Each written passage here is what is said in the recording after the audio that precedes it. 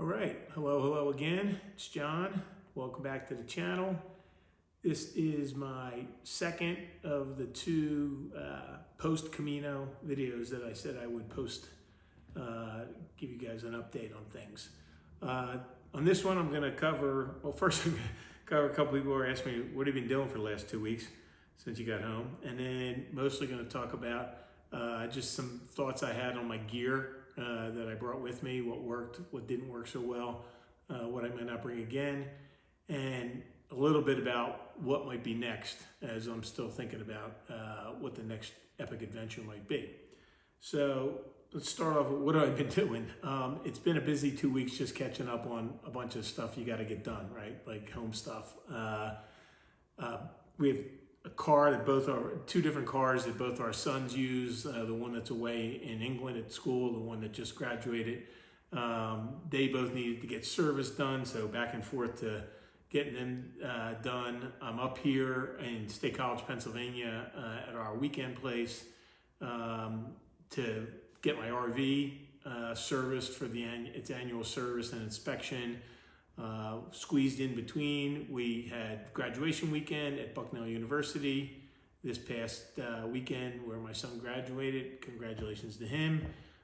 4 great years, magna cum laude, and super excited for him and proud of him. So good job there, bud. And yeah, I got 1 round of golf in. I'm playing again this coming Saturday. Today's Thursday. Didn't stink the joint up too bad, but wasn't very good. Hopefully I'll get a little better this weekend, play a little bit more this summer than I did last summer since I was on the AT. So that's the recap. That's all, and I think anybody cares about. In terms of gear, I got a couple things with me. Most of my gear is back home at our place back outside of Philadelphia, but I didn't really have any. There was only one, as everybody knows, I'll call it gear fail, epic fail. And that was this poncho, the Sea to Summit Ultra Sil Nano Tarp Poncho. I went with it because look how small it is and light it is, and I thought, might be good to have a little less weight. That was kind of silly. This thing just, as soon as it gets windy, as you guys knew, because I just whined about it incessantly, it became pretty useless. I carried it the rest of the way, and I still have it because I don't want to throw it out and have it just end up in a landfill. And it does, you can square it out and use it as some kind of a tarp. So I might be able to use it as a undercar if I want a cowboy camp or something, put it underneath my sleeping pad, protect it or something like that. So I'll figure out, I might have a use for that, but I traded that out for this, which worked great. This is an Altus, right, Rain Series Atmospheric. So you guys saw me in this orange, got a hood, it's got sleeves, it's got a zipper, and it fits over your backpack. So it doesn't breathe very well. It could probably use some like holes in the pits or something like that to let it breathe a little better. Even a little flap in the back would help it breathe a little better because a lot of condensation would form where the pack, where it covers the pack, just because your body heat is in there. So, but it was 100 times better than this. So go with one of those. Don't go with one of these. My shoes, I don't have them here with me. I used, I think this time, when I did the AT hike, I was in Merle, Moabs the whole time.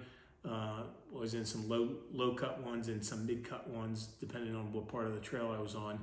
I went with Ultra Lone Peak 9s for this because they had the really wide toe box, and I was having problems, especially on my left foot, with neuroma, which is like a nerve problem in the nerves that go between the pads on your feet. And the wider the toe box, the less that bothers me. So I really didn't have any problem with that on the trail, but it wasn't super great otherwise on my plantar fasciitis, which bothers me in the heel. There's just not a lot of padding in the zero drop Lone Peak 9s. And by the end of the day, I probably could have done bigger miles than I did. My feet were just hurting me, and my feet never really hurt me other than the heel pain from the plantar fasciitis when I was doing the AT. Just a lot more padding and support in the Merles than in the ultras. So if I did it again, I would do something different on my feet. I think you could do it. My buddy did the last 3 days that we did the Finisterre in a decent pair of running shoes. I think you could get a pretty hardcore pair of running shoes or just some trail runners. My biggest problem is my feet are just so darn wide that there's not a lot of options out there. So I need to get something that has a wide toe box and is extra wide and comes in size 13. So getting shoes for any of these hikes is a big pain.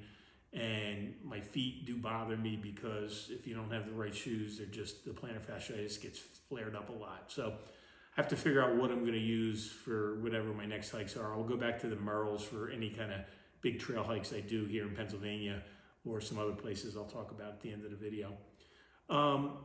So they're two big things that I would probably do. I would do this for sure differently, and I'd probably do something different on my shoes. A couple of things I didn't really use at all. I thought I would do a little working out. I brought this little stretchy exercise band at the end of a day after 6 or 7 hours of hiking, or 5.5, 17 miles. I just didn't feel like doing this. So I think I used this thing one time and carried it all, for 550 miles or so. Didn't need that. I bought these two little, because I saw some video that other people did. This is like a Sea to Summit clothesline. Because I did wash my clothes a lot by hand, but almost every place has a drying rack, or they have an outdoor place with a clothesline you can hang them or something like that. So I never use that, but I mean, it weighs next to nothing, so it didn't matter. I bought a shopping bag with me that I thought I would use for like laundry, as a laundry bag. Most every place has a little basket you can put your clothes in, or you're not washing so many, you just can't carry them yourself. So never use that. And I brought this little phone or battery pack that's supposed to give you like 2 charges on my phone, but I think that was my old iPhone. I think I used it one time when we had the power outage, and it gave me about 3/4 of a charge, and then it was dead itself, so I had to charge that up again. So I'm not sure if this wasn't fully charged, or this is getting old and not holding a charge, but you really don't need one of these unless you're doing a lot of videoing or a lot of stuff with the phone, because you get to charge it every night when you get to a hostel or an albergue or something. So don't know that I needed that. I had 2 merino wool tops. I used them a lot because the temperatures in the morning were cool, and I never walked with a coat on. I just had the one smart wool and the one merino wool hoodie. They're both smart wools. One doesn't have a hood and one did have a hood. Wore them a bunch. They were good. And then I had an extra hoodie like this that I used as my kind of around the albergue. So they worked out fine. The only thing I didn't use, I brought a pair of Ingenie toe sock liners. Never used those. I just don't, knock on wood, haven't had problems with blisters on my feet. I have other problems with my feet, but blisters isn't one of them, so I didn't use those at all. Probably don't need them. I brought a pair of, I forget who makes them, waterproof socks, thinking if it really, really rained, I would wear them one day. I mean, when it rained, it was like a constant light rain. It wasn't like a pouring, soaking rain. And so my feet never got like soaked through wet. And I used them, I think, with my Crocs a couple times to walk around in the rain at night, as opposed to the other pair of smart wool socks that I had, or darn tough socks that I had that I kept on reserve in case I needed them. But I walked every day in the same pair of darn tough socks. I just washed them every night. There were some nights I didn't wash them, and they were fine. So that's pretty much the gear layout. Everything worked pretty well. I would say, I think I mentioned this on my AT hike. I used my Hyperlight Mountain backpack and just rolled it down. It's a 55-liter pack, but I was only carrying, I think, 15 pounds of stuff, and it had plenty of room, and I just rolled it down. I like that pack. It's light, it's easy to use. The only problem I have with it, and I started having a problem with that, is because it sits right up against my back, and when I sweat a lot on my back. The pack just starts to smell. It just gets pretty stinky because that's where I sweat a lot, and that bottom pad that sits on your back and the back and the straps just get pretty pretty gamey. I didn't feel like when I had the Osprey pack that has a little more ventilation back there that it got quite as stinky as this one does. But this one's pretty light. It's hard to beat. Less than two. I think it's 1.9 pounds. So it's got that going for it. So I like that, and I'll probably use that again for shorter hikes. If I do a longer through hike, I'll probably go back to the Osprey. Might even get a lighter, smaller one, because like a 35-liter pack or something for if I'm going to do something like I just did on the Camino. So that's it for gear. And in terms of what's next, I don't have a big hike planned. I do want to I'm going to try to get up and do a section on the AT in New Hampshire, probably end of July, early August, I think. We've got some travel coming up. I'm going over to England for a week the beginning of July. My older son, who's going to school over there, will be racing at Royal Henley Regatta. So we're going to be over there for a week. I'll be doing a lot of picture taking there. And hopefully he'll be competitive and make it to the finals, and who knows, maybe even take home a medal. So after that, I'm hoping to get up into the Whites and do a few days, maybe the Franconia Ridge, maybe the Presidentials. I'd rather do Franconia than the Presidentials, just because Franconia was one of my two favorite spots on the AT, so I wouldn't mind doing that again. In September, we've got a trip planned. My wife's actually going to come with me. We're going to use a tour group. I've never used them before. I've heard good things about them. Some people might have heard of a group called Backroads. So we're going to do a Backroads trip from Glacier National Park in Montana up into Waterton National Park in Canada, up into Banff. So I'll definitely video parts of that, show you guys that part of the country, what that's all about. It's biking, hiking, and a little bit of rafting one day. So I don't know how I'll figure out a way. Maybe I'll get a GoPro or something I can wear on my head to video during rafting, because I don't want to lose my phone in a river. But that's on the docket.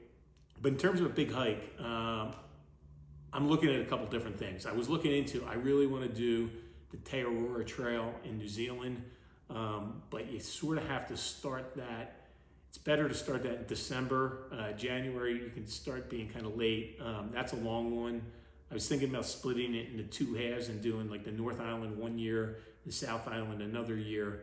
I have a time constraint again next year. This year I had to be back in time for my son's graduation. Next year I want to be back by that same week that I got back this year, because the golf club I belong to at home is hosting the PGA Championship next year, and I already bought tickets for that. I want to be able to watch some of the best golfers in the world play the golf course that beats me up all the time and see how they do on it. So I need to be back by the middle of May on any trip I do. I looked at the Arizona Trail. That's a possibility. I could start that in March and be done by end of April, beginning of May. So that's a possibility. And we'll see. There's a couple others out there that I'm working on. I will keep you posted. Just subscribe to the channel, hit the bell, and you'll get alerts when I do post content. If I go up to do some hiking in the White Mountains, I'll definitely post a couple videos up there just to be back on the AT. That will be fun. Probably stay in a hut or two up there. And keep following along, and I will let you guys know when I have the next adventure planned, and I'll put some content up for everybody. And I appreciate everyone following along. It's fun to do these, and it's fun to get comments. I really appreciate the support that people give me when I'm out there hiking. I enjoy doing the Would You Rathers, although you start to run out of Would You Rathers. I'm going to have to put some more together on a list and keep those for future use. Anyway, thanks for watching. I will talk to you guys soon. See ya.